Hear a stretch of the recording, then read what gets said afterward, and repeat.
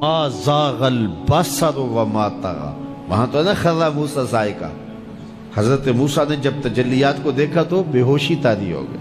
اور یہاں کیا سورہ نجم اٹھائیے نا کہ پھر وہ قریب ہوا، پھر وہ قریب ہوا، پھر اس نے جلوے دکھائے نا، تو فرمایا اَفَتُمَارُونَهُ عَلَى مَا يَرَى، تم اس بات پہ بحث کر رہے ہو کہ اس نے دیکھا کہ نہ دیکھا. وَلَقَدْ رَآهُ نَزْلَةً أُخْرَى، سنو پھر اس نے ایک بار نہیں 2 بار دیکھا. تم ایک بار کے بارے جھگڑ رہے ہو، اس نے پھر دوبارہ دیکھا، اس نے بار بار دیکھا. آگے ذرا دیکھیے قرآن بتاتا ہے جو آنکھ نے دیکھا دل نے اس کی تکذیب نہیں کی، دل نے کہا یہ وہی ہے. تو پہلے دل نے دیکھا تھا، اب آنکھ نے بھی دیکھ لیا. اب میں آپ کو ایک جملہ کہنا چاہتا ہوں، شاید آپ نے کبھی نہ سنا ہو. معراج کیا ہے؟ تو پوری گفتگو سے یہ خلاصہ آپ کے اندر اتار لے، جو دل میں رہتا ہو وہ آنکھوں میں آ جائے تو معراج ہوتی ہے.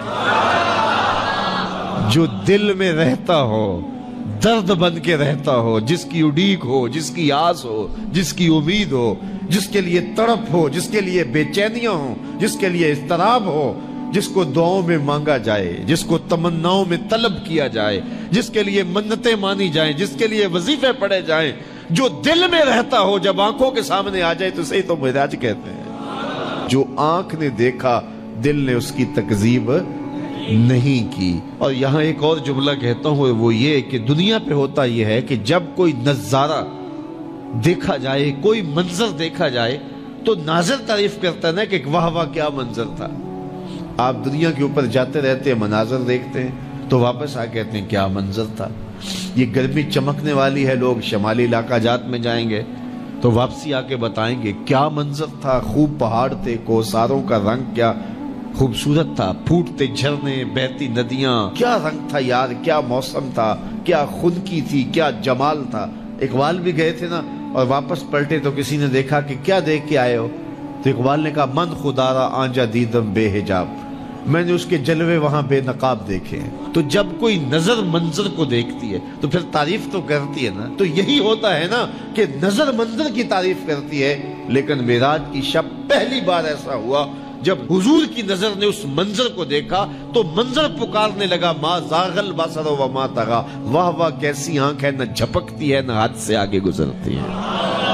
یہ پہلا موقع تھا منظر نے نظر کی تعریف کی. تو حضرت موسیٰ تقاضۂ رؤیت کرتے ہیں، مالک میں دیکھنا چاہتا ہوں. جواب ملتا ہے لن ترانی، تم نہیں دیکھ سکتے. اور یہاں محبوب سوئے ہیں، جبریل حاضر خدمت ہوتے ہیں. پہلے تو کہا کہ کنڈی نہیں کھڑکانی، جبریل تیرے لیے میرا محبوب اٹھ کے دروازہ کھولے. اللہ اکبر. کہا چھت سے سوراخ کرو اور جا کے قدموں میں بیٹھ جاؤ. سوراخ کیا اور وہاں سے گزرے، پھر حضور کے قدموں پہ آئے. محبوب کو اب جگا لوں؟ کہا نہیں، میرے محبوب کے قدموں پہ ہونٹ رکھ دے. اب جبریل حضور کے قدموں کو چومتے ہیں. یہاں ظہوری صاحب بھی مجھے یاد آئے، اللہ ان کی قبر پہ رحمت نازل کرے. سادہ لہجہ ہے لیکن کتنا دل نشین ہے. بشرط چادر تان کے ستا، ذرا غور کیجئے، بشرط چادر تان کے ستا، نور چمے پہ اتلیاں. ذرا منظر تو تصور میں لائیے. بشرط چادر تان کے ستا، نور چمے پہ اتلیاں، جس دی خاطر سجیاں ہویاں نے عرش بری دیاں گلیاں. پھر بشرط اگے لنگ دائی جاوے، نوری رہ گیا تھلے، جس ویلے انہوں ود دیاں ویکھیا، آکھے بلے بلے بلے. جبریل حضور کے قدم چوم رہے ہیں، حضور بیدار ہوتے ہیں. کہا جبریل کیا بات ہے؟ تو جبریل نے کیا کہا؟ ان اللہ اشتاق الی لقائک یا رسول اللہ. حضور آپ کا رب آپ کے دیدار کا مشتاق ہے. پھر حضور کا سینہ شق کیا گیا، قلب اطہر سینے سے نکالا گیا، آب زمزم سے غسل دیا گیا، اور حضور اس منظر کو آنکھوں سے دیکھ رہے ہیں. علامہ بدر الدین عینی علیہ رحمہ شارح صحیح بخاری، آپ نے عینی شریف میں لکھا ہے، یہ بخاری کی شرح ہے، حضور کا قلب اطہر نکالا گیا تو جبریل نے حضور کا دل دیکھا تو جبریل تو آشش کر اٹھا. واہ واہ کیسا دل ہے جس میں 2 آنکھیں ہیں جو دیکھتی ہیں، 2 کان ہیں جو سنتے ہیں.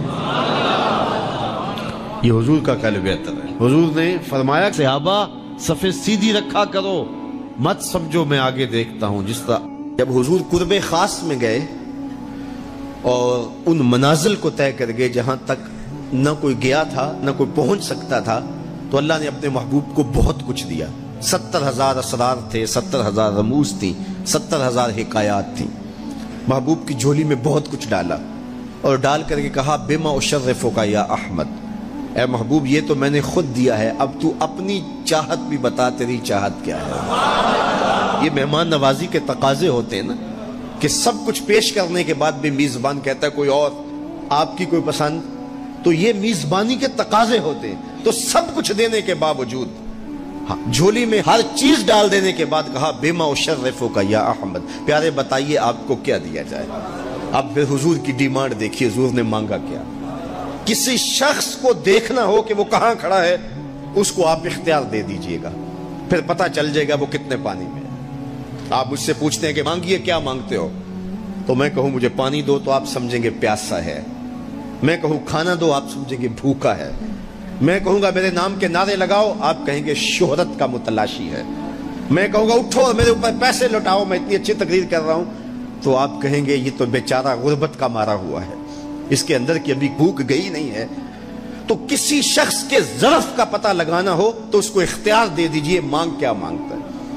اور مانگنے والے جب کوئی کمال چیز مانگ لیں، وہ کیا کسی نے کہا نا میرے سوال کی عظمت تو دیکھ ہے ساقی، میرے سوال کی عظمت تو دیکھ ہے ساقی، جام نہ دے حسن طلب کی داد تو دے۔ تو کسی کے سوال سے اس کا ظرف کھلتا ہے کہ وہ کہاں کھڑا ہے۔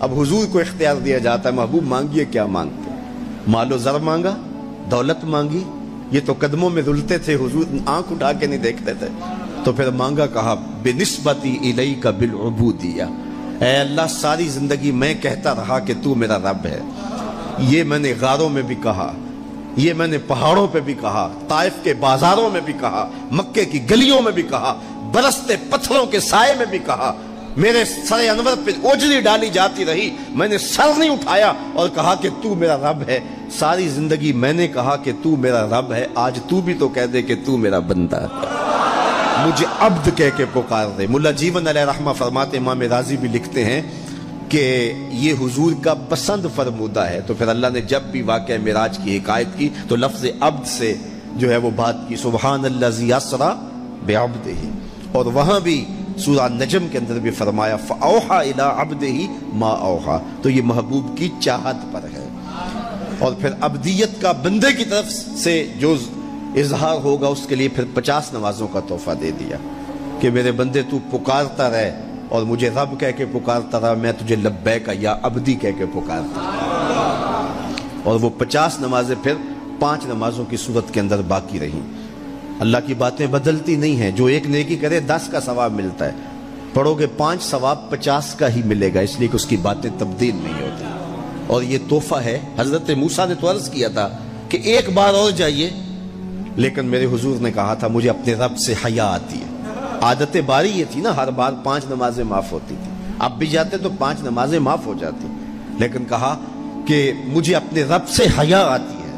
اب امت کو کیا حیا نہیں کرنی چاہیے کہ 5 نمازیں امت کے لیے رہ گئی، ثواب 50 کا ہی ملے گا، اور معراج کا خاص تحفہ لے کر آئے اور کہا کہ الصلاۃ معراج المومنین، یہ مومن کا معراج ہے، میں تو سر عرش پہنچا ہوں لیکن تمہارا معراج کیا ہے، تم سجدے میں سر جھکاؤ، دیکھنا تمہارا مالک تمہیں کتنا قرب دیتا ہے۔ جب کوئی شخص سجدہ ریز ہوتا ہے اس پہ اتنی رحمتیں اترتی ہیں، اگر اسے پتہ چل جائے کہ یہ رحمتیں نازل ہو رہی ہیں وہ سجدے سے ساری نہ اٹھائے۔ تو اس کے حضور بندگی کو بجا لانا یہی بندے کی معراج ہے۔